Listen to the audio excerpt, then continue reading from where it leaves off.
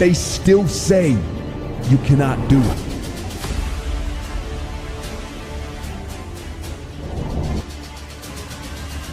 They're shouting from the sidelines. They say that you couldn't do it last time, but here you are. They say you won't do it next time, but they'll still be shouting from the back, still doubting, still hating, still hoping that you fall. But so what if you fall? You're only going to get back up, because you're still working, still grinding, still succeeding.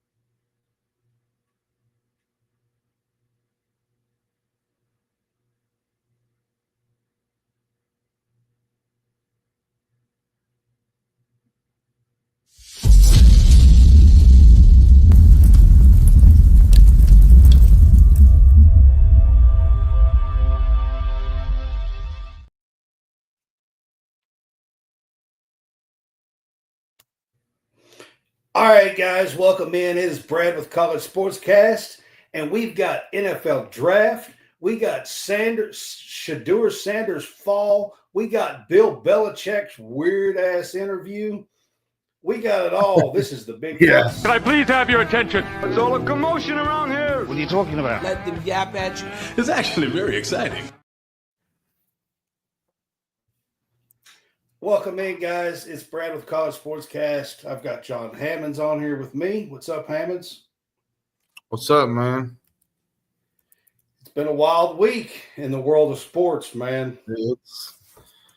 It's been pretty wild, to say the least. There's been a lot going on. We've been doing these once a week, but welcome into the Big Fuss Show. We are now part of Stadium Rant. That was Stadium Rant that you saw their intro there before we come on, and we appreciate them and being a part of Stadium Rant. But kind of get that out of the way. And then if you are on Facebook with us, we appreciate you. You can help support us by sending stars, or you can subscribe to our page for just 99 cents a month. It does help us to earn a little bit of money to continue to make content for you guys. If you do subscribe, it gives you your own chat and your own subscribers page.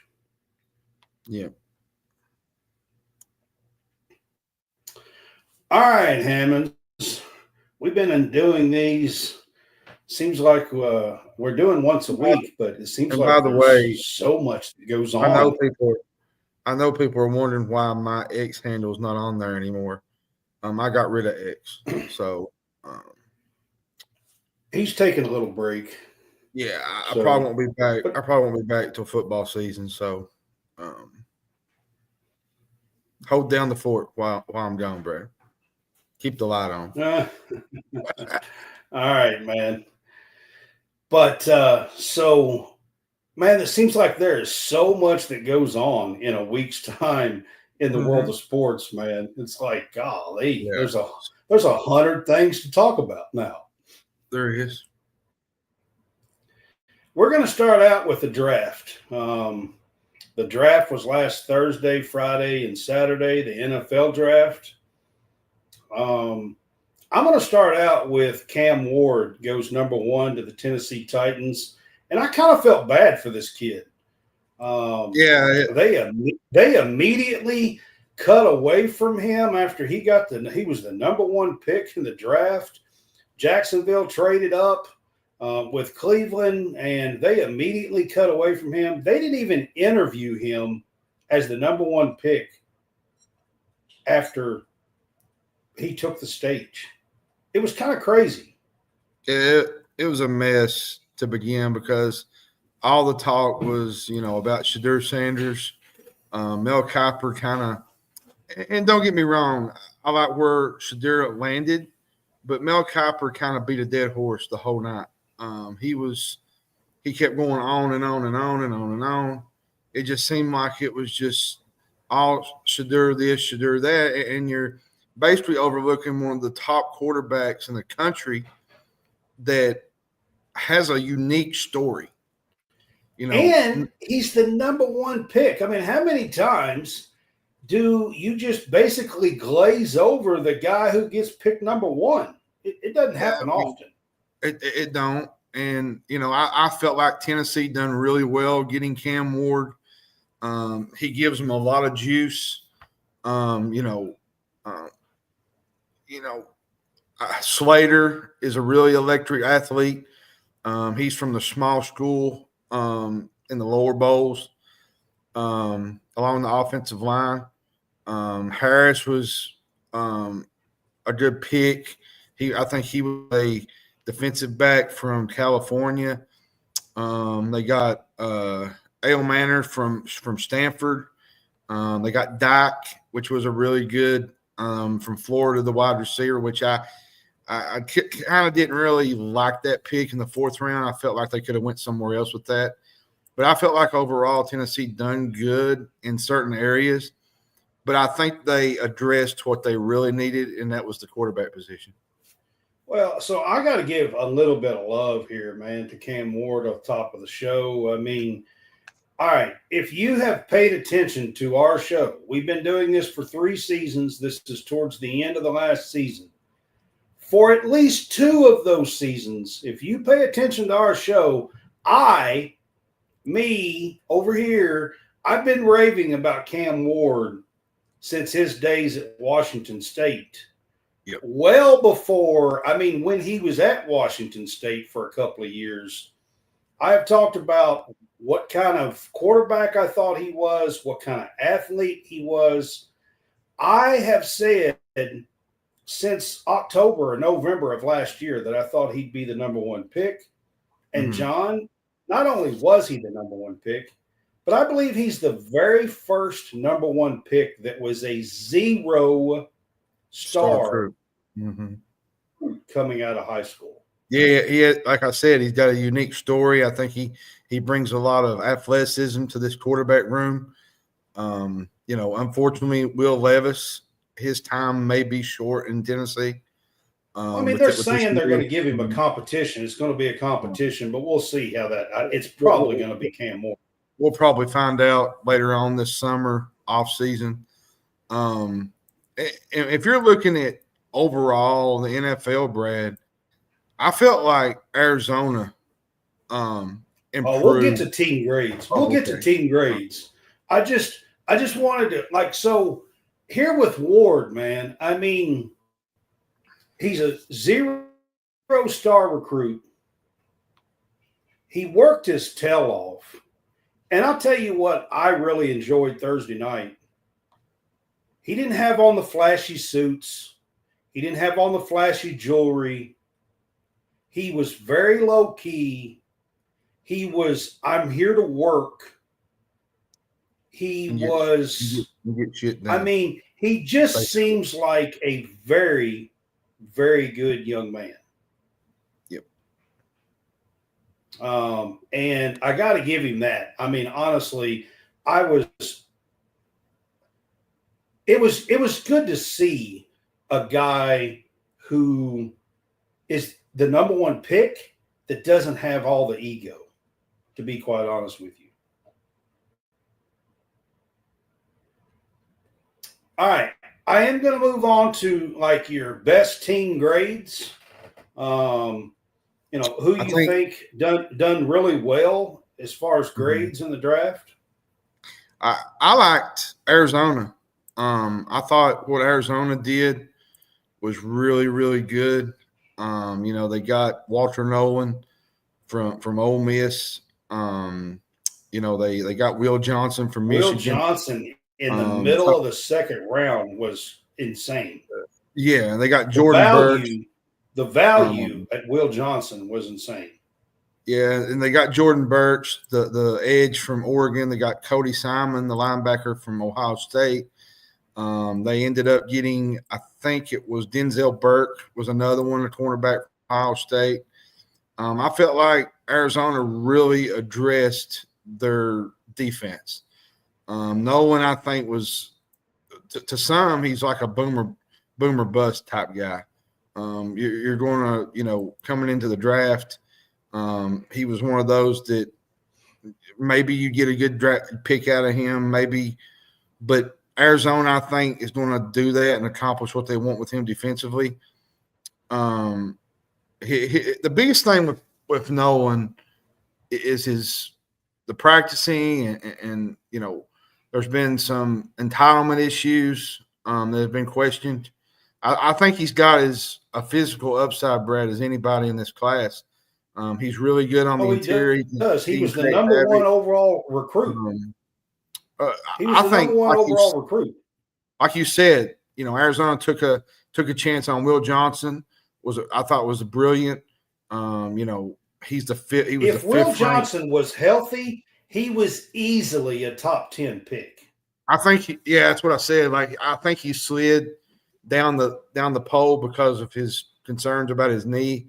Now, if his health holds up, they probably gotten a steal out of this draft. To be quite honest, I think so. The others I think the Atlanta Falcons done really, really well. They went in and they traded for James Pierce Jr. out of Tennessee. They got Jalen Walker, probably one of the top linebackers in the draft from Georgia. And that was the first time that Atlanta has picked a Georgia player in the NFL draft era, I was told. So that was a big deal. That's nuts to me. Xavier Watts was another one from I think he was from Notre Dame, if I'm not mistaken. Got the Billy Bowman kid out of Oklahoma. And I want to talk about my team. What the New York Giants did. I'm going to talk about my team a little bit. Let me talk about the Giants real quick. Yeah. I'll give you the floor in a second. I want to talk about the Giants real quick. I mean, I liked what the Giants did. I think, they got Abdul Carter as a third pick. I think he is easily one of the top 2 defensive players in this draft. And then they traded up and got Jackson Dart. I think Dart is the most underrated quarterback in this class. I have said that on this show for a very long time. I like the Scadaboo pick. I thought the Giants addressed a lot of needs, and I really like what the Giants did. Yeah, and I'm going to even go as far as say my Cowboys. I thought they done really, really well, getting Tyler Booker. He was a 2-year starter at Alabama. He's a really mean dude, 6'5", probably, 320. He's physical. He fits what Dallas is wanting to run with Schottenheimer. And they had to replace Zach Martin, which was big because he retired in the offseason. I felt like it was a reach at 12. I felt like they could have went with receiver there. I do think it was a little bit of a reach. It was. I feel like Dallas needs extra help at the wide receiver position just because of they need somebody to complement CeeDee Lamb. The guy that was available that I thought they should have got at the 12th pick was Tyler Warren. I'm just going to be honest. I think he could have been a really good pick for them. I think that would have been – you could have had him as their end of the future, to be honest. They could have got a starting offensive lineman in the second round, probably. You know what I mean? Yeah. And the kid out of Boston College, Donovan Ezekiel, I can't say I butchered his name, I guess, but he was a really good piece at the edge position. Ravel from East Carolina, getting Jaden Blue. I thought getting Phil Maffa from Clemson was a big deal. Phil Maffa he's a big bruiser back, I think. See, I'm not as big on Maffa. I mean, he's Jaden a Blue, decent back, but he's never stayed real healthy, and it's not like he's been a workhorse back for them or anything. He split time most of his career. Well, and I think too, though, he's gonna have a chance in the backfield. Javonte Williams and Miles Sanders which are veteran guys for Dallas, which Dallas, I'm going to be honest with you. I liked what they did in free agency, but they didn't really go out and get a big fish. Now, there's talks that they're going to try to bring back Amari Cooper, which honestly I'm not a really big fan of, because is Amari Cooper really going to bring what Dallas needs? Like, you're sitting here thinking, well, he might be over the hill, but look at Keenan Allen. Keenan Allen's sitting right there, and you could have Allen he's probably going to be pricey for what he brings. But I'm just not a fan of bringing a guy like Cooper, a guy that's already been there before. Jerry Jones, here's my problem with Jerry, and I'm getting on one of my Dallas rants. Jerry is comfortable with his own people. He refuses to go outside of his box. And that's why Dallas is where they are right now. He's comfortable with being where he's at. I kind of agree with that. I mean, listen, he's had some issues. It's been pretty clear the last at least 8 or 10 years, to be quite honest. I agree with some of what you're saying for sure. A couple of other teams that I want to mention real quick. I really like what the Patriots did in this draft. I think Will Campbell is going to be a massive left tackle for Drake May. I think that was a big position of need. I really like that pick. And then, they got some picks down the line. They addressed some needs. And, I really kind of like what the Patriots did. And then I got to give a huge shout out to the Green Bay Packers, because they selected an offensive weapon in the first damn round. Congratulations. You have joined the new century. Congratulations, Green Bay. I can't believe it. Majority of the time, it's an offensive lineman. Oh, my Lord. They have finally joined the new century. They got Golden in the first round, 23rd pick. Great pickup for them, especially with Christian possibly being out. He injured his knee and probably will not be ready when the season starts. And they needed a receiver. They needed a weapon on the outside. Golden is fast. He, has been a really good wide receiver, and just got to give him a shout out for finally sticking their neck out and getting a weapon on the outside. So got to say that as well. But John, we've got to get to the biggest story of the draft. We've been talking about the draft now for about 10 or 12 minutes or more. And we barely brought up Shadeur Sanders. And for me, I'm going to start out by saying this. I mean, I think what we saw during the draft with Sanders was, it was an epic message. To be quite honest with you, it was a message to the Sanders. It was a message to Dion. It was a message to Shadeur. It was a message to anybody and everybody down the road as well. Now, I don't agree with what happened. I'm going to be honest with you. I don't agree with it at all. Shadeur Sanders, at the very least, and I mean at the very least, was an early second-round pick. In talent, at the very least, he was an early second-round pick and should have been a first-round pick, just to be honest with you. Now, everybody under the sun, John, has got an opinion about what went on and that they were sending a message and that he needed humbled and all this other stuff, I've got some things I'm going to say about all that, I can promise, but I'm going to turn it over to you.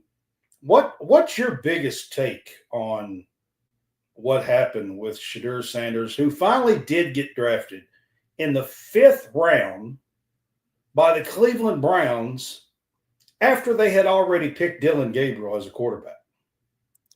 I think what you said earlier, kind of bringing it up, I felt like they was trying to send a message. There had been a lot of talk that his attitude was some issues. The whole meeting at the midfield with some of the other teams last year, the year before, I think, with Colorado State, all the hoopla, the whole legendary stuff that he talks about. This is still a kid. And this is still a family. And I get it from the aspect they're still human beings. I think they're trying to maximize their moment, and I think there's nothing wrong with that, Brad. Embracing and instead of, trying to figure out why this didn't happen or why that didn't happen. The problem is Deion at times. The showmanship, the talking a lot, the hoopla that comes along with Deion. I think a lot of this has a lot to do with Deion. And I want to go back to the early 90s real quick, and I'll let you kind of add into this. What was Deion like? He basically had 2 to 3 teams that he was basically going to play for, 3, maybe 3, because of baseball. He wanted to play baseball and football. I think the Atlanta Braves were one with the Falcons. I think the Reds were one with Cincinnati. This is nothing on the NFL draft stage what Deion brought to the table. And I think me and John talked about this earlier. I brought this up earlier, talking about it with him, just between me and him. Man, that's my thing. Everybody says, "Oh, well, he was too brash and he was too cocky and he needed to be humbled." And hello, have y'all met Deion Sanders? I mean, have you? Do y'all know who Deion Sanders is, or do y'all even know who he is? Because I don't know. And I have another question: when did Deion Sanders become hated in NFL circles? As far as I know, he was a free agent a bunch of times. The teams lined up for him. Wait a second. Teams lined up for him when he retired.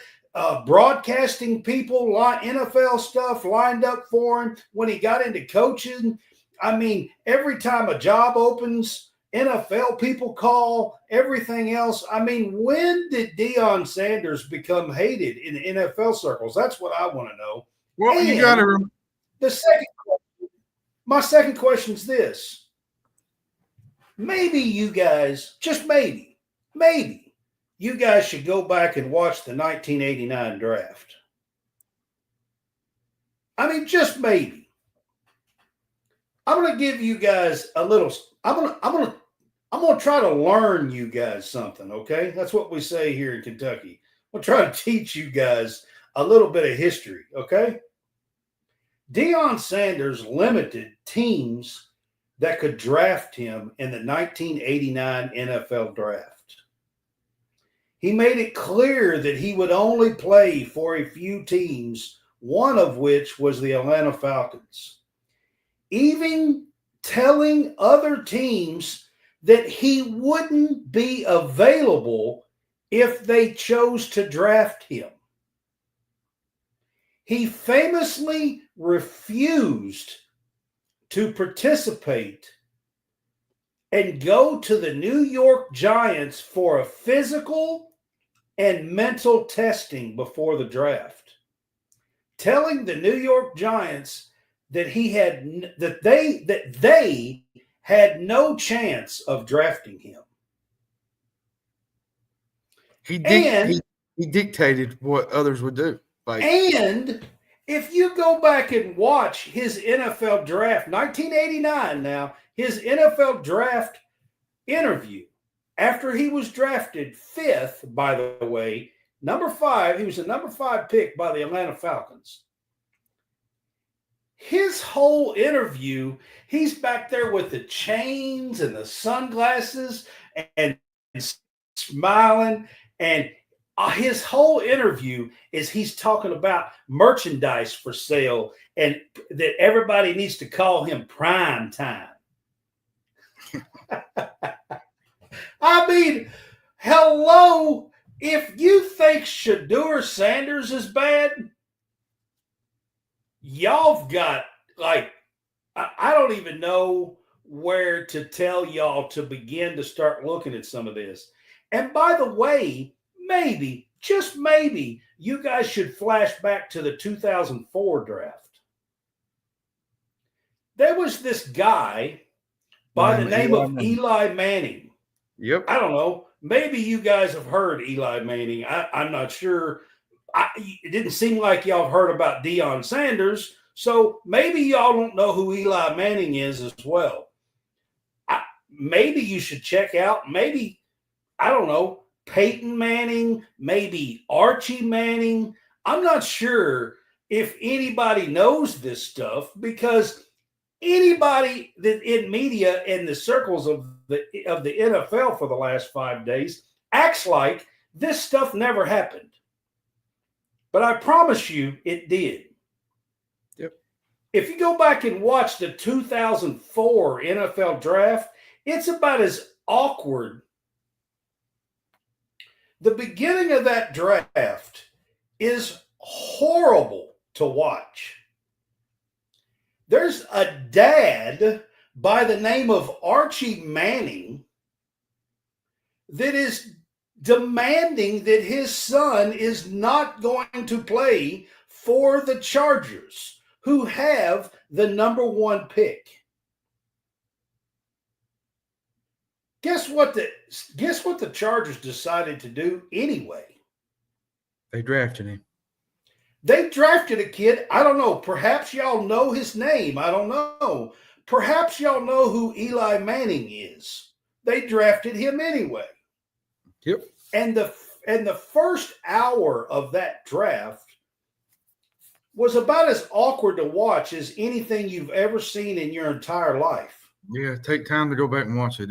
Interviews were horrendous. Archie Manning, the dad,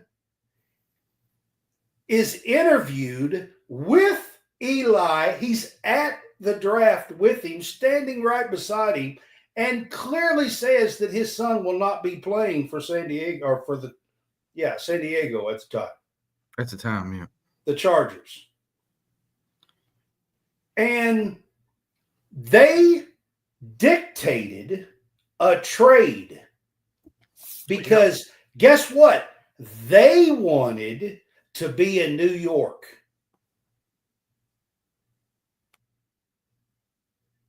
And they dictated a trade. So please, with your whiny, crying, stupid crap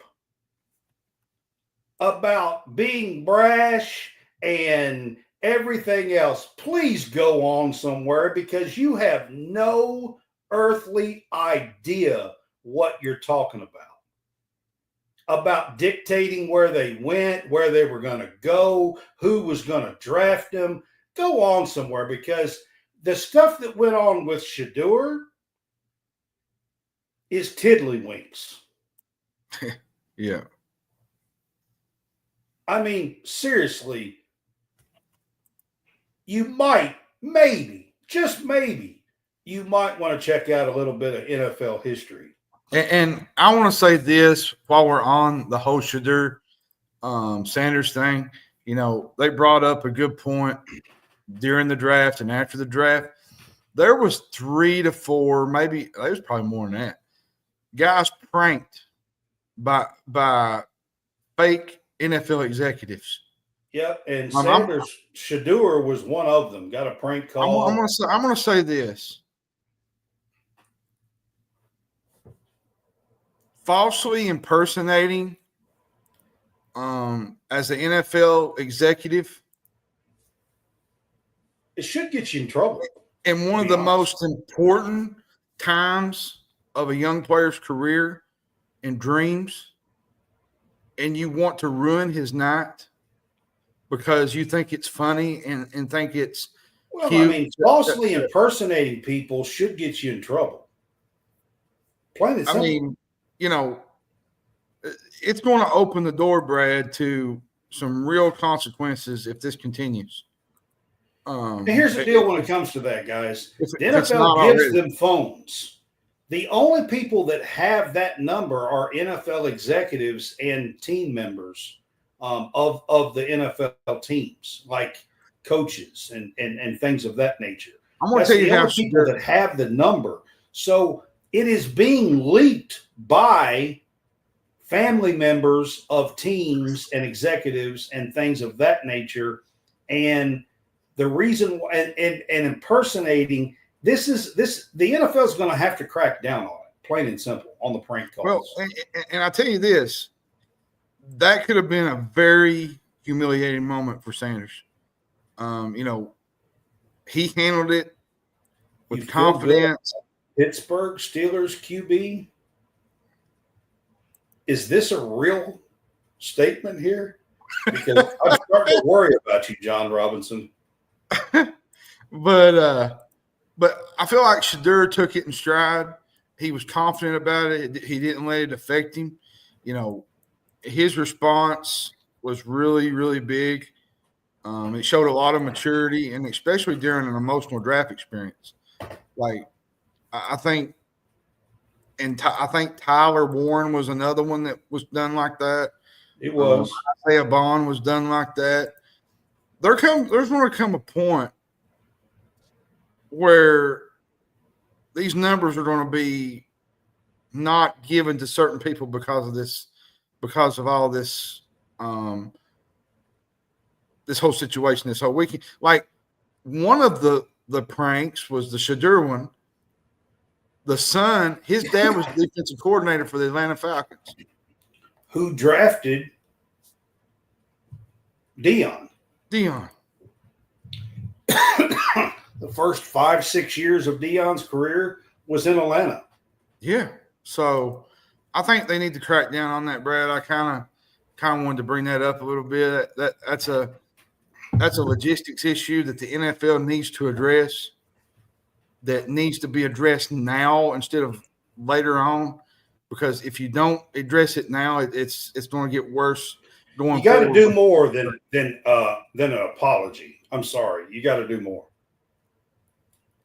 And I said it best earlier, Brad. There is people out there that want to see this kid fail. Shadeur. They want him broken. They want him broken. They want him down in his face. And I'm going to tell you right now, I've never seen a team want a beat down, broken, humbled quarterback. I've never seen a team that wants that before. I just don't understand the society that we live in, Brad, that want to see other people Show fail. me a team that wants a beat down, broken, humbled quarterback, and I'll show you a loser. Yep, pretty much. I'm sorry.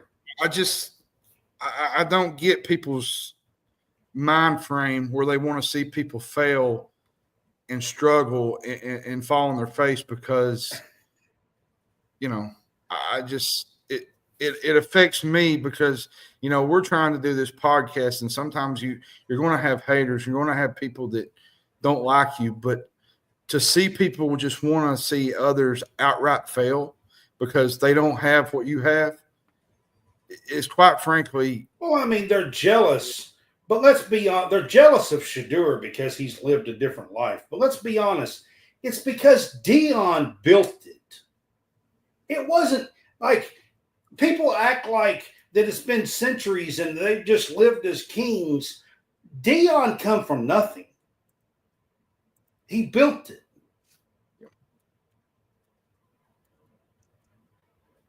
All right, I'm going to move on because we got a bunch of other topics to get to. This one is a whole lot about Quinn Ewers. I'm going to open this up. I wrote an article yesterday. Go to stadiumrant.com. Check out my article about Quinn Ewers and about top college stars staying in college. I want to open this up by saying this, John. Reportedly, Quinn Ewers turned down an $8 million NIL deal to transfer to another school to declare for the draft. Mm-hmm. Last year, Ewers was thought of as a possible first rounder. He went in the 7th round, picked 231 to the Miami Dolphins. Mm-hmm. And he's not even going to gross $1 million a year. It's like $840,000 or $50,000. That takes me for the next 4 years. Okay, he's only going to get $840,000. He turned down an $8 million NIL deal. Should more kids stay in college because the money's better? I think they should. You know, it kind of brings me back to what Mike Leach, his vision to fix college football in the NIL. Did you read about that where he wanted to have a 2 academic tracks for where high school recruits would choose their path upon signing for school. Then they would follow like that traditional college experience with eligibility tied to academic progress, NIL participation, and retention hours for graduating and staying 4 years at the same school. This model would pretty much settle the education while still offering modern benefits. I think that's where we're at in the NFL, college basketball, college football. There needs to be some kind of rule in place to save all this. I mean, you look at the whole Tennessee situation with Nico. Is it really ruining the sport? I mean, I think a lot of these kids are actually returning to college football and basketball. We're going to get to that in just a few minutes, a couple of topics away. We're going to continue this discussion kind of with basketball. But if you're looking at just football, John, if you're drafted in the 4th round or later, you basically make about $1 million, $1.05 million a year for 4 years. Yep. Most of these top college kids are making anywhere from $4 to $8 million in NIL money in college football. So you're making as much money in 1 year in college at $4 million as you can make being a 4th round draft pick in the NFL for 4 years. And I don't know about you, John, but football careers are not like other sports. There's no guarantee that you're still going to be able to play 3 years from now. Well, you got to think too. Each situation is different, Brad. I think you got where like your draft potential, what you can make going back to college, your value if you're trying to get dollars over the course of time. If you can go to the NFL as a 4th round pick or a 5th round pick, you're basically saying you're closer to free agency more than you are basically coming back to school and making more money. It really depends, I think, on the individual. There used to be back in the day, there was a player deciding where to enter draft, had weigh his pro options, and lure the type of money against the status quo of playing as an unpaid amateur athlete, right? I think that has a big impact. But, this whole situation with Quinn Ewers, I think it's do I really want to make this money, this $8 million that I made at Texas, or do I want to, basically stand on the sidelines and hold a clipboard? But people are saying, well, he went to a good team. It's Miami. Tua might get a concussion. He might get to play. But that's beside the point. He got lucky. He got lucky in the 7th round to go to a team. You're right. Maybe he gets to play. That still doesn't compensate the money for the next 4 years. Well, here's another interesting tidbit. Look at Carson Beck, okay? He was probably a contender to be one of the top picks in this year's draft. He had a really rough season. His completion percentage kind of lagged off. Dak's still there, man. He finished the year with an elbow injury that he had to have surgery. It plummeted at that point. And basically he returned to school. For over $4 million at Miami. He left Georgia, signed an NIL deal, and I'm telling you, Carson Beck is way better off. Way better off. It's not even close. And here's the problem I have, Brad, with this whole portal NIL stuff. They're having free agency in the middle of a bowl year. You had the whole Nico thing. You got coaches who are trying to get their players ready to win a title, and there's so many rumors going around. Such and such players doing this, such and such players doing that, and there needs to be some rules in place. And Tyler Shall. What was I think is how you pronounce it. I think. Look at his situation. Well, now, he did great for himself. He did. But let's be honest. When even at the end of this year, when he put his name in for the draft, there's no possible way that he would have known that he was going to be an early 2nd round pick. There's no way. He might have thought he would be a 3rd or 4th rounder maybe or something, but there's no way that he thought he was going to be an early 2nd round pick. Okay, say your kid is going to be, say he's a top 100 pick, right? And he's going to make $4 million. Say Shout didn't have any. He couldn't help it. He was he's a 7-year senior. He was pretty much done. He was done. Okay. Say you're coming back to school and you're getting $4 million, but the pros saying, hey, we're going to give you $2.5 million. What's the difference?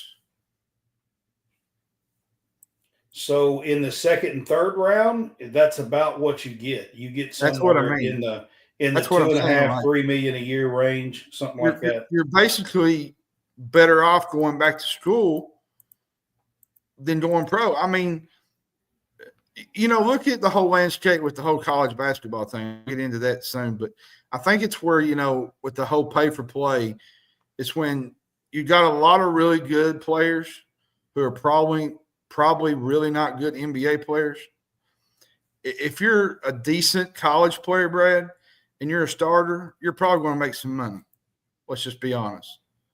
The NFL is probably going to look at your NBA and they're going to prioritize you. But say you're not a really great player, the NBA is just going to look at you as another guy. And they're going to send you on down to the G League, basically. And that's just the way in life of the NBA, college football, college basketball. This is the new era of the landscape. And we're going to get to the NBA stuff here, and I'm going to throw out some numbers here in just a second. But before we do, I want to bring up one more thing. Let's take a quick look at some players on the NFL Draft Big Board for 2026, some top players. John, one of my top players is Caleb Downs. Yeah, I think Caleb Downs is going to be right there. He's a legit prospect. I think he's got all the tools to be great at the next level. I think you got Arch Manning is another one. Arch definitely has the potential, but he's only had 2 starts. It's going to be hard to tell right now if he will be in the top. I mean, with his pedigree, yes, I agree. I'm going to tell you who's really improved his stock is Drew Allar from Penn State. Drew Allar is another one. His development going back to Penn State, he could have been the number 2 pick this season, I think. But I think he's going to try to improve and be in the top 5 next year. Keldrick Falk from Auburn is another one. I think Keldrick Falk is a really, really good football player. He's very disruptive. He's 6'6". I think he's close to 200-something pounds. He's a really good player for Auburn. And I'm going to tell you another one that could be in that top 10 is Anthony Hill Jr. from Texas, the linebacker. He could have went this year.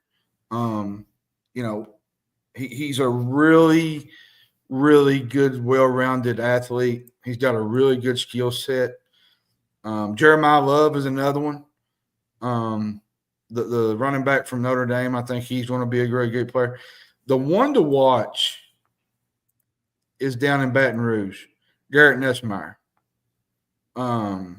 See, I'm not as high on. I mean, I'm not as high. He'll probably get drafted, but I can't see him being a top 10 pick. I think he'll be your second quarterback off the board, though. I don't know about that, man. What about Sellers at South Carolina? I mean, I can come up with some other names that I think. Sellers is one. What about TJ? I'm talking about quarterbacks. Oh, quarterbacks. Yeah, well, Sellers would I'm be talking one. about quarterbacks. TJ Parker. I'll throw out a few names that I have as well that you did not mention. TJ Parker is one of my. He's actually had 11 sacks. He's the leading sack leader returning to college football this year. I'm going to tell you, an offensive lineman. Caden Proctor, yeah, Alabama offensive tackle. Yeah. Caden Proctor, Alabama offensive tackle, was one of the top offensive tackles 2 years ago. He's been a 2-year player, 2-year starter at Alabama. What about Spencer Fano? Spencer Fano from Utah. Yep, Spencer Fano is another one from Utah.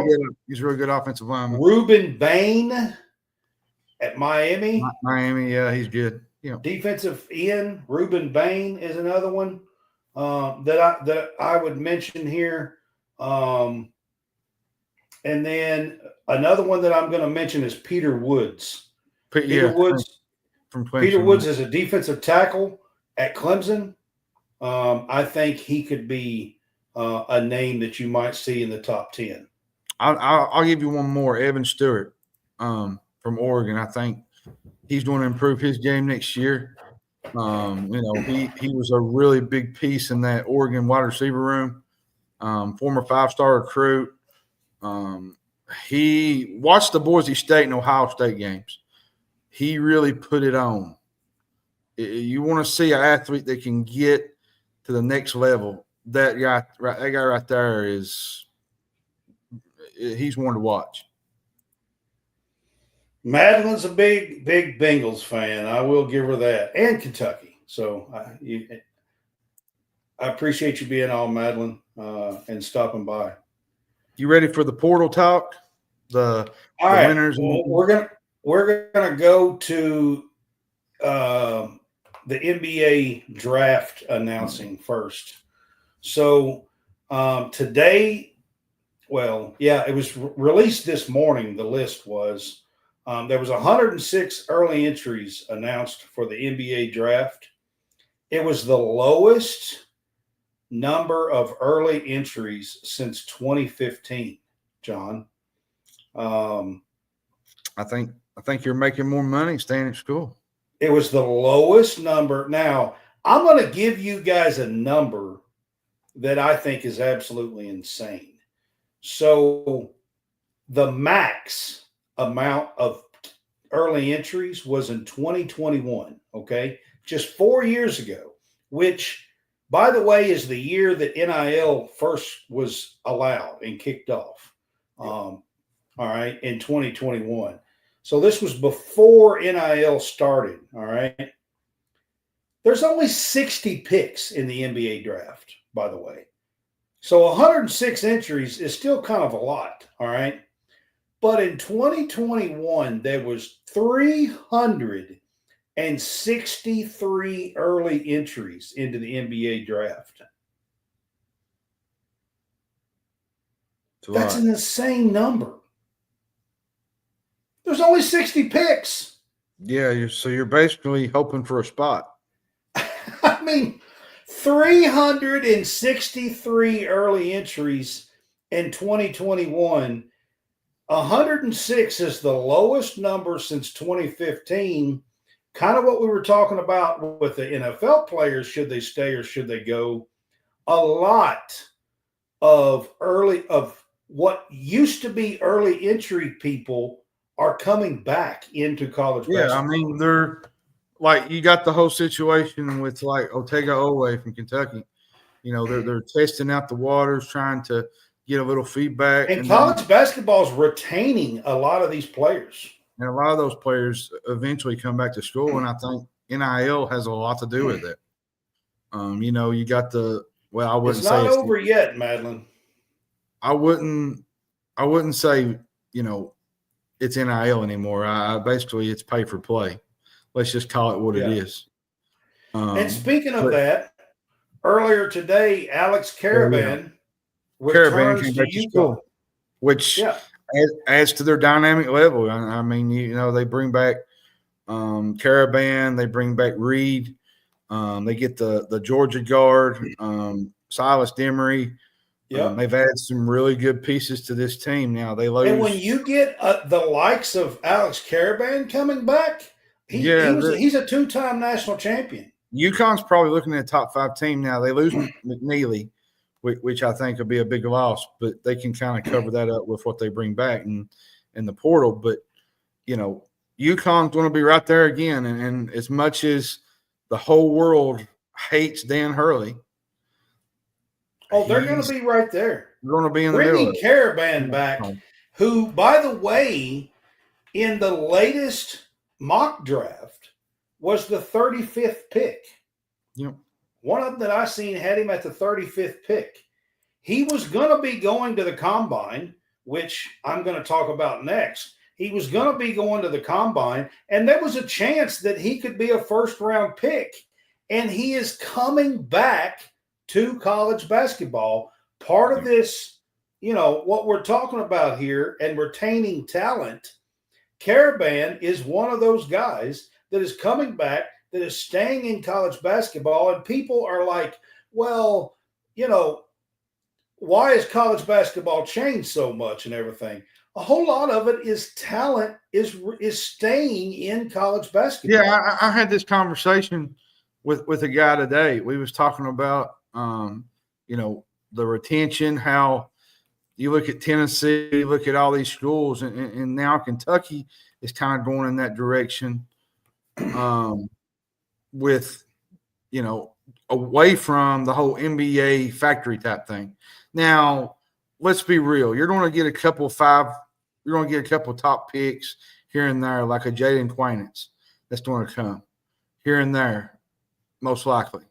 Yeah. But you're going to keep and have retention with a lot of these kids. And I think it's really good for the game of basketball, especially in college, because look at the last NCAA tournament we just had. It might have been one of the best tournaments we've had in a while. Yeah, from, absolutely. from terms of the Final Four on through the Elite Eight. There was some really good Sweet 16 games. And I'm going to tell you something. Everybody was asking about this. When he gets done here, I'll tell you a little bit more about the timeline. Well, and the thing too is this kind of knocks around the mid majors too, because basically the Power Five is a breeding ground on the mid major schools now. The mid major schools do not give these kids time to develop. They're gone after usually their freshman year, and they're off to a big Power Five school.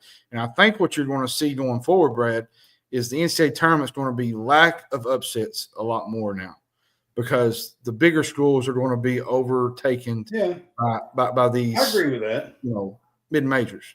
So, I agree with but that. like you said with Oway, it's going to be late May, Madeline. It's going to be way late. So the NBA draft. Just talking about some dates here for the NBA draft. So the deadline to enter was April the 26th. That's why the entry list come out today, because it was finalized. All right. And then the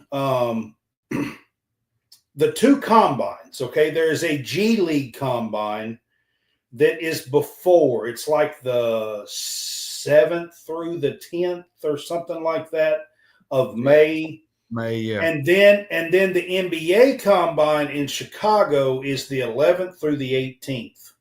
Okay. Mm-hmm. So it's a week deal. It's the 11th through the 18th. And then to withdraw to come back to school, you have to withdraw by the 28th. May 28th is the last day to withdraw. Yeah, and I think you're going to see a lot of withdrawals this year. That's just me. I mean, you saw Karaban, Jalen Lowe. There was a surprise name on the list that a lot of Kentucky fans did not know about. Yeah, Jalen Lowe was on there. Jalen Lowe is testing the NBA waters. But I think he's coming back. I mean, from what we see with pictures and official visits, I mean, I think there's a good chance that Jalen Lowe's going to be back. And I think Ortega's going to be back, just by the way some of the coaches have talked. McLean talked about it. Brooks, the way they're kind of teasing the little things here and there. I think there's a good chance that Oway comes back. Now, I will say this. Madeline, we all hate the wait. I'm not the most patient person in the world. I will say this about the wait. Say, for instance, Oway doesn't come back, okay? Let's just put that out there. You're basically going to have to go get another guard combo guy that can take Oway's spot. And there's not a lot to choose from at this point. Not always. Not that type of player. No, you're basically going to be trying to throw shit on the wall and hope it sticks with this team next year. Basically, how I can phrase that. But other than that, yeah, Madeline, it's the wait. The wait is long. I'm going to tell you what I've told Brad. We've done this for 3 years. The summer is the worst part about this podcast. Yeah. It's long. It's long. Hot. It's hot. There's not a lot going on. There's not much to talk about. Now, if you like the NBA playoffs, we don't really discuss that. That's not our thing. But if you like the NBA playoffs, that's one thing. But really, there's nothing up until about July, when the SEC Media Days is going on.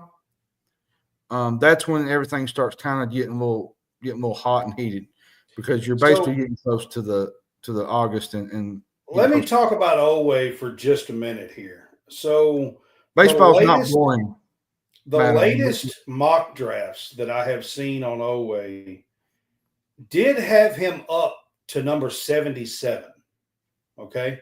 Yeah, basically, but is he really going to get that? Is he going? But there's only 60 picks. Yeah, okay? I mean, you're basically he's still not where he needs to be guaranteed to be picked. But at 77, there's usually about 80 kids or so that's invited to the NBA Combine. There's usually somewhere between 78 and 83, somewhere in that, he's right there on the bubble. More than likely, he will be invited to the NBA Combine. And that, if he is, it'll be good for him because he'll get a lot of good feedback. All the teams are there. There's interviews during that week. He gets to meet with teams. He gets to meet with, evaluators that can give him instruction on what to work on during, with his game. He will get a lot of good feedback. The one thing the one thing he does need to work on? His shot.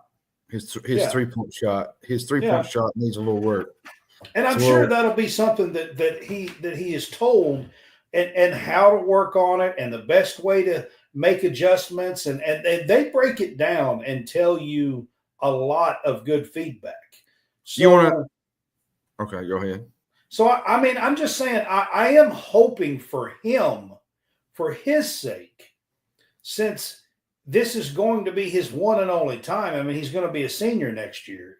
Yep. So, this is his one and only time to have this chance to do this. So I am hoping for him that he does get to go. And I think a lot of fans between now and then are going to be freaking out, saying all this and that.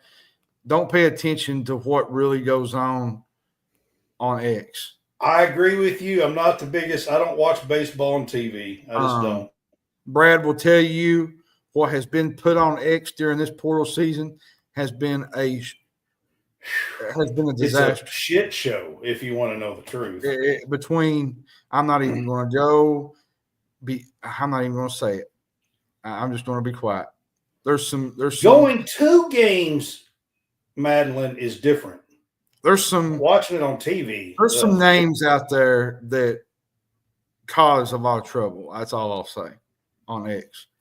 All right, I am going to get to some portal news and some things. The biggest one that I saw today, John, was Andrej Stojokovic commits to Illinois this morning. I think that's a big one. Yeah. He's a big one. He's an 18-point scorer. He played last year at Cal, was a 13-something point scorer at Stanford as a freshman. He is the son of Peja Stojokovic. Maybe you've heard of him. I don't know. But he averaged 17.9, I think, 18 points a game at Cal last year, who did play in the ACC last year. I think you put him with the pickup and the European lineup, basically, that Illinois already has with the Isovich twins and him and a couple of others that they have. I think this Illinois team with Stojokovic is going to be a top 10 team. I think they're going to be easily a top 10 team next year. I really do. I think they could be one of the best teams in the Big Ten. I think, you add a Visic, you Thomas Slav, his brother is already there. Yep. You add the Euro twins with what Brad Underwood wants to do, the way he spaces out his defense. Andre's 6'7". His offense. Stojokovic is 6'7". Shooter. The way they space out their offense, not their now their defense was fairly good at times last year. I think with these bigger guys, I think they're going to be really, really good. I'm just going to go through our portal winners and losers while we're on this topic real quick, and then we'll get to the big topic of the night that everybody wants to talk about. Brad's just dying to talk about this. The winners to me, I think St. John's.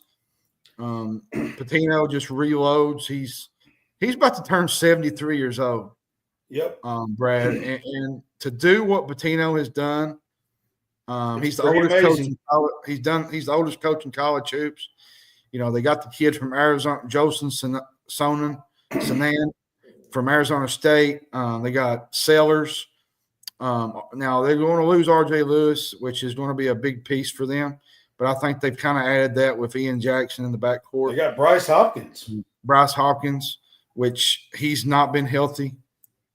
We'll if find he's out. healthy, though, he's going to We'll be a find out. beast. You know who was a winner in my book that nobody's talking about is Ben McCollum in Iowa. He's done a nice job. He went after, Brandon Housen. He got the Fulgaris kid from Robert Morris. This is a really good team. Then they got Bennett Sturts. Bennett Sturts is the real deal, y'all. If you've not watched this kid play basketball, you need to take time to watch Iowa next year. He can light it up at Drake. Kentucky was another one. Throwing in Jaden Quainance. They had Cam Williams. I'm going to tell you, Cam Williams is the forgotten duck in this pond. I've been saying it since the everybody since March 28th. I think him and the Spaniard. I think there's a good chance he could be really, really good. Yelovich or whatever his name is. Louisville's there. Ryan Conwell is really, really good. He was a bucket getter for Xavier. Isaac McNeely from Virginia. I'm going to give you some of my losers on and you're going to like this one. North Carolina. They brought in some decent players, but this is a make or break year for Hubert Davis. You're right. Carissa did go to Cincinnati. This is a make or break year for Hubert, I think. Vassar is really, really good from Arizona. They got, I think, the Kyan Evans from Colorado State. They got the forward from Alabama, Jaron Stevenson, which I think will be a big piece. They lost Jackson, Cadeau, Washington. I think they lost another guy. I'm just not sure, Brad. They upgraded this roster, to be honest. I'm going to tell you another team I don't think upgraded really great was Arkansas. Is Irwin? Of course, they got a few freshmen coming in. It's going to be good for them. But as far as in the portal, I think they lost more in the portal. Darius Cuff, Malik Thomas, they're top guys. But I'm talking about the portal. Do they really do anything? Not really. No. Nick Pringle has been in college, 6 years? Yeah. Honestly, I think Diabate is better than Nick Pringle. I do myself. Baylor is another one that I think was a loss. They lost the kid to BYU, right? Now they did get Rataj from Oregon State. He's really, really good inside. Losing Robert Rye is a big one because he was their stud guard that could get them a bucket, and I think that's going to hurt them this year. And my last one, my wild card. Well, I wouldn't say they're my wild card, but they got some decent pieces around them. Is USC, Chad Baker Mazzara. Today, actually, I think wasn't it? Yeah, no, it was this past week. They got Rodney Rice, the sharpshooter from Maryland. Baker Mazzara he got some experience. He's he can shoot the three. He's good. Old muscleman. They got the Kofi kid from Virginia, the 6'10" big man. Now they do lose Desmond Claude, which I think Claude, from what I heard, Ole Miss is upgraded as well, but Travis has not committed there that I know of as yet. From what I heard today, Claude is probably going to Florida, the former USC guard. So, but while we're on this topic, I wanted to say my prayers to Elijah Arenas. He just got in a bad accident just recently. Yeah, absolutely. And I don't know the whole dynamics of what's still happening with him. I haven't heard lately, but I knew recently he was in a induced coma. So prayers out to him. He is out of the coma. Yeah, we're out of the coma now. Yeah, but hopefully he returns and gets on the men and gets back on the court.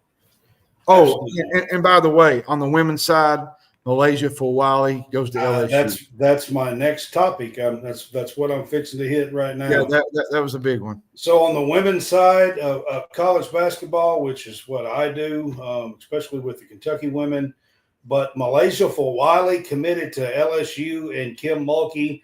And, John, you put her with Michaela Williams and Flau'jae Johnson, and that's your guard and your backcourt. Holy smokes, they're going to be good. If Kate Koval can come in at 6'5" and be a good player for them, who they picked up in the portal as well, watch out for LSU because they are much improved. And you don't want a motivated Kim Mulkey, I can tell you. I'm going to tell you right now, Kim Mulkey's a coach now, I'm telling you. People might not like her and her antics at times, but she's a coach now, I'm telling you. She knows how to handle top classes. I'm just going to throw out some names. These are not in order at all, but Coach Yo, Ole Miss, LSU, Texas has done really well in the portal. Tennessee has done really well in the portal. Yeah, South Carolina picks up Latson and a 6'6" girl from Mississippi State that's African girl, and I can't pronounce her last name, but she's a really good player. You'd be surprised, Madeline. She said a woman is 6'5". Yeah. You'd be shocked. Oh, yeah, absolutely, Madeline. This girl I'm talking about from Mississippi State is 6'6". She averaged like almost 12 points and about 9 rebounds a game, Mississippi State. She committed to South Carolina. I'll give you a couple of non-SEC teams because I just threw out a bunch of SEC teams that's done really well in the portal. Maryland has done really well in the portal. Brenda Freeze, ex-championship coach, title coach, is doing a really good job in the portal. And TCU, Campbell down there is just killing it. Picked up Olivia Miles out of the portal and a lot of other pieces, including Clartis Silva from Kentucky, but a lot of good pieces at TCU as well. There is a lot of good teams, or teams that are improving in the portal in women's college basketball. Yeah. Today, real quick, news in the portal, Sarah Williams, who is a top 5 in the portal. She's one of the top 5 available in the portal. She's 6'4". She visited UConn today. That's going to be a big one if they can get her. So just give you a little bit of quick portal news there. So I got a question. Are you ready for this next topic? This is our last topic of the night. This is it. This is our last topic. Going to have a little fun with this one. I mean, you got to have a little fun. She's 5'2". I like 5'2" myself. I'm 6'1". This has been the hot topic of all of sports. Well, if Madeline will hang on with us, because it'd be interesting to see from a woman's point of view, actually, because I don't have a woman's point of view on this, not at all. But I have got to talk about this CBS morning interview that went on with Bill Belichick. And there are so many things to talk about here. Now, I want to start by saying this. He's wearing an old, and I do mean old, okay, shirt or sweatshirt, all right? It's navy. Now, I am told that they were supposed to be interviewing and asking some questions about his dad, who was Navy stuff, I think, a long time ago, and that's part of the reason why he had that on. But Lord have mercy, the sweatshirt's older than his girlfriend.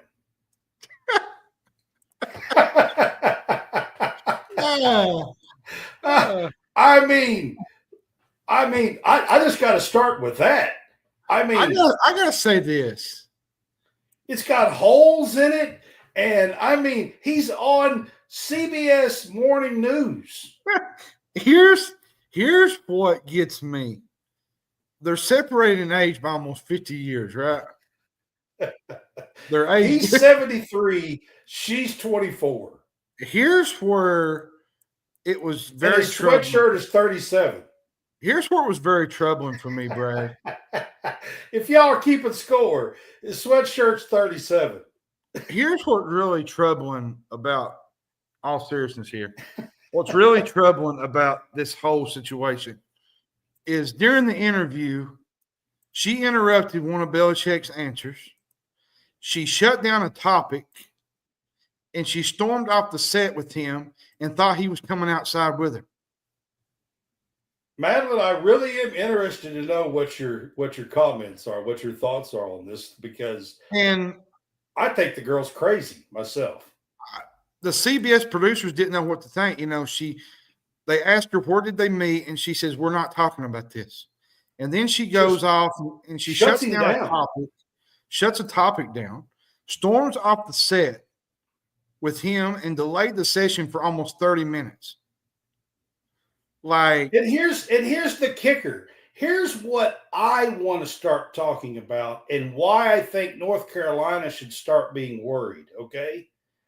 Because during this interview, not only did she stop and shoot down questions about their relationship, but she also interrupted and stopped him from questions about football. This is Bill Belichick, the 6-time Super Bowl winning coach.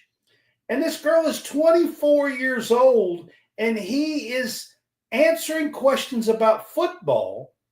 And this 24-year-old girl says, nope, you can't talk about that. What? Am I missing something here? When did Bill Belichick not know football? Well, and there's another sense. I read an article today, Brad, about where the ordeal isn't sitting well with Bill's employers either. They're saying that in North Carolina, they're concerned about her influence on him as a head coach in Chapel Hill, like taking on a role as his manager. And as what somebody put on it, there's a growing sense this could become a problem at North Carolina.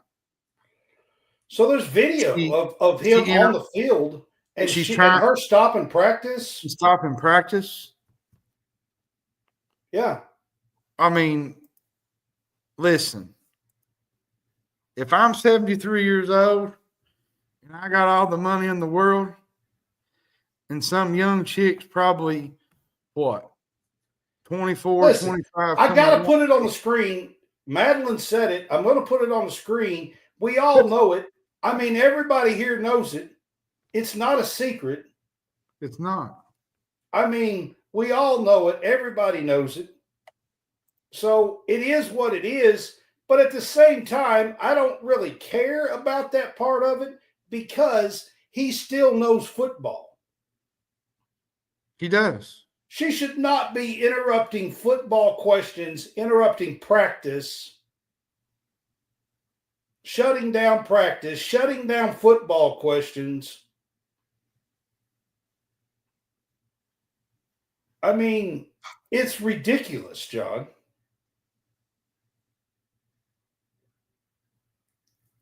Do you agree? I mean, yeah. I mean, Brad, I'm going to be honest with you, man. Like, this whole situation reeks of a runaway train, and it's coming off the tracks really, really quick. I mean,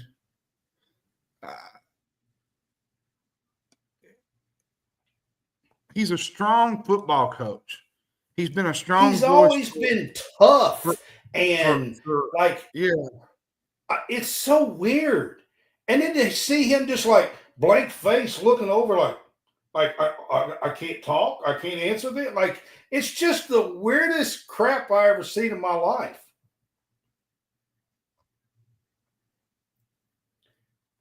Madeline, I mean, I really would like to know. I hate to say this. I hate to say this because we're on air, but he's old enough to be her grandfather. Of course he is. He's almost 50 years older than her. Yeah, I mean, Don't But that okay, don't that alarm everybody you? is talking about this, so I'm gonna bring this up. Okay, the weird thing that everybody's talking about is the guy who's interviewing Bill Belichick asked Bill Belichick during the interview, "How did you two meet?" Between him and this Jennifer Hudson girl, who's 24 years old, and she immediately, from the back corner of the room, over top of a computer screen, says, "We're not talking about that." And just he looks over and just shuts it down. Okay, so everybody in under the sun is wondering what the crap. I mean, that's not a bad question. Like, all he did is ask it. She's 24. It's not like she's 13 or nothing. I mean, she's 24 years old. I mean, and we're not talking about that. Like, what? Like, it's just weird. Like, Well, you know, he's a guy who's used to having people take care of everything, like, with the Patriots, like media requests. We've seen it all the time.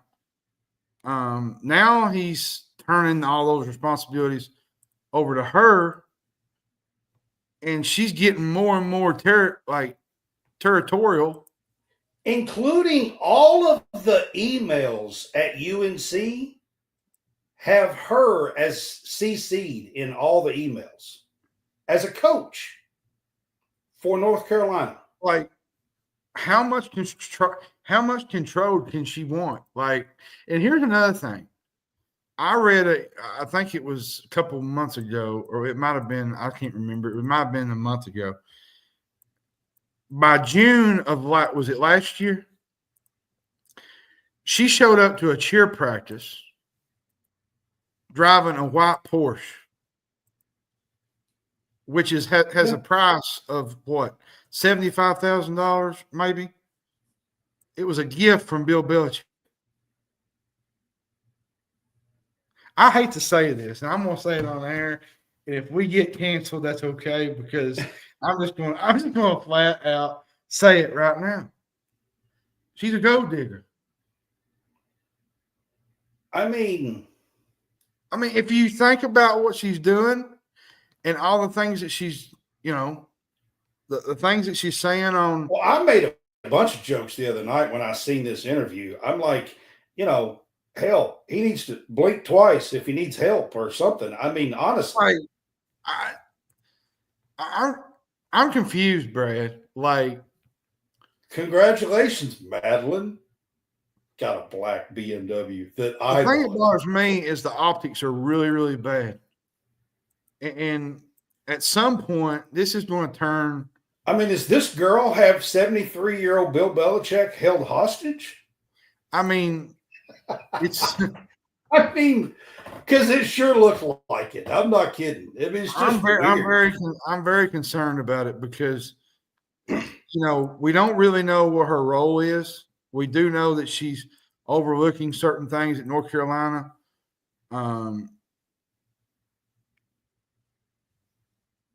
Here's the problem I got, and we'll kind of drop this topic, and we'll end the show. Is the interruptions of practice, the being CC'd on all the all the coaches' emails, the distractions, if a woman wants to have that much power, and I'm the head coach, and I'm dating that girl, I'm out. And I'm not saying that because me or you don't have a girlfriend, but I'm just saying in general, I'm just out on it, because if she has that much control over him right now. If I have been a coach for 50 years and I have 6 Super Bowls behind me, and some girl that I'm dating, I don't care if she is 24 and hot. I don't care. Some girl that I'm dating is is going to interrupt me when I'm talking about football? Yeah, I mean, What? Belichick. You need to sit down over there and be quiet. I'm a grown person. I know what I'm talking about. I've done this a long time. I've got 6 Super Bowl championships. Maybe you should check those out. Sit over and be quiet. I'll take care of this. Hold the trophies for me. I mean, here's my thing. Obviously, she's got the golden ticket.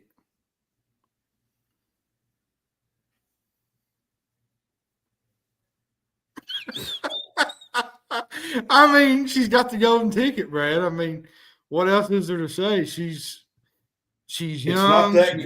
I'm going to tell you what I told you earlier. It's not that golden. I can tell you that. I'm going to be straight up honest with you. It's not that golden. Oh. I'm just telling you. Oh, it's going off the tracks tonight, man. It's not that golden, man. I'm telling you. Oh, goodness. Been there, done that. Bought the T-shirt. Read the book. I mean, seriously. I'm going to call this the book of control because that's basically what she's doing. She's got control of Bill Belichick. And I told somebody today, I said, they're going to reach a point this season where he's going to be doing an interview or something, and she's going to be right in the middle of it. You know how logistically that's going to look? Just like the other day. You know how that's going to look with their football team trying to prepare for a big game during the week? I know. That's going to look embarrassing on North Carolina. And I'm telling you, the people behind the scenes, I'm not talking about like Belichick. I'm talking like athletics directors, people that are connected to the program. It's going to make them look bad. Like if this continues to pop up and cause problems, because that interview, that was the most bizarre interview. It was bizarre. That's the best way to describe it. Bizarre. And I've ever seen. I'll leave it at that. Yep. All right. Bizarre. Go to Bet Us. Use that link, bit.ly, Real Fresh Bet Us. You can get 3 deposits. Your first 3 deposits, you get 125% match by using that. That does help us. If you like to bet on games and do things like that, please bet responsibly. But you can get some money match from Bet Us at the Real or bit.ly, Real Fresh Bet Us. Brad, go get the golden ticket.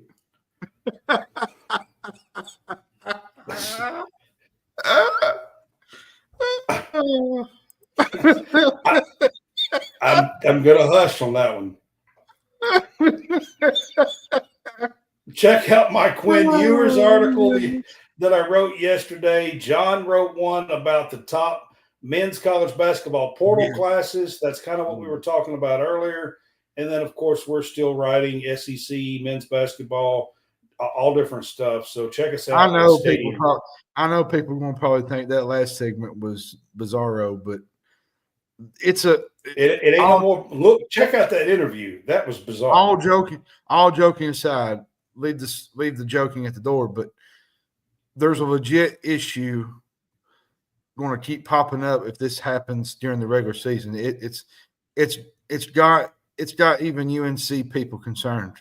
And when it's heart attack, I would understand, okay? Because she is pretty hot. I'm not going to sit here and act like she's not, because she is, okay? The heart attack, I would understand. You want to know what I'm worried about? I'm worried about the slow graduals, like 6 months, all of a sudden he's sick and all this stuff. I'm worried about the slow gradual death. That's what I'm worried about. After that interview, that's what I'm worried about. It's a legitimate concern. Like, it feels like one of those TV. Please do. Good interview because it's bizarro. You need to watch it. It's very bizarre. And I watched it, and I was taken back by how she was acting the whole time. Like it was really unprofessional to be where they were with the CBS anchor crew. Yeah, That's very unprofessional, to be honest. absolutely. It was bizarre. That's to say the least. And like I said, Madeline, I'm worried about the slow, he's getting sick when nobody understands. We can't figure it out. Death. That's what I'm worried about. And I'm not, I'm laughing, but honestly, I'm like, wow, that don't look good, man. No, it's a problem. All right, guys, this has been the Big Fuss Show. This is week 36, season 3. And we're at the end of April. We're one step closer to SEC Media Days. We are. So we will see you guys next week. We are doing these weekly now. So we'll see you for the Big Fuss Show next Tuesday night. Y'all have a good one. Have a good one. Can I please have your attention? What's all the commotion around here? What are you talking about? It's actually very exciting.